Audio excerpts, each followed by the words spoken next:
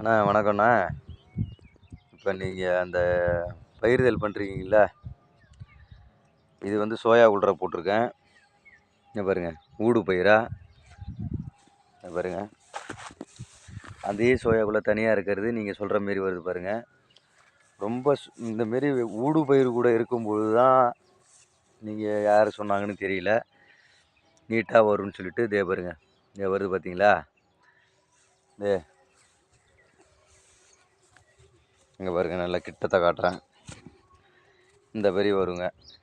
ஊடு பயிர் கூட இருந்தால், தனிப்பயிர் இருந்தால் பக்க கிளைகள் நல்லா பம்பையாகி கிளைச்சி தாங்க வரும். அதனால் வந்து அது அப்படி தான் வரும். அது ஒன்றும் இது பண்ண முடியாது. நீங்கள் ஊடு பயிர் வேறு ஏதாவது உளுந்தோ கடலையோ இந்தமாரி சோயா அது கிடச்சிதுன்னா வாங்கி போடுங்க. இன்னும் வளர்ச்சி அதிகமாக இருக்கும். அதுக்கு போடுற உரம் எல்லாமே அது எடுத்துக்கும். அந்த பயிர் கடிக்கிற விஷமோ எல்லாமே எடுத்துக்கும். வேகமாக இன்னும் வேகமாக வளர்கிறதுக்கான வரும்.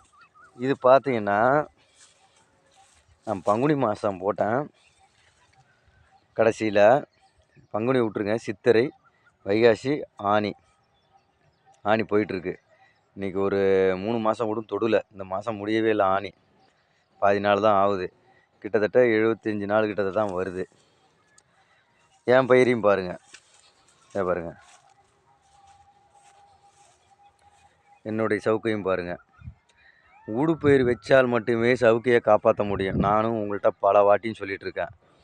வெறுமனேன்னு பயிர் வச்சிங்கன்னா நீங்கள் வெறும் களவுள்ளி அடிக்கவும் களையை கொத்தவும் அந்த கன்று திருப்பி உக்காந்து தான் கிடக்கும்.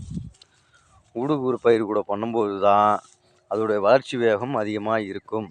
தெளிவாக புரிஞ்சுக்கிங்க, சரிங்களா? அதனால் சரியான வளர்ச்சி தான் அது.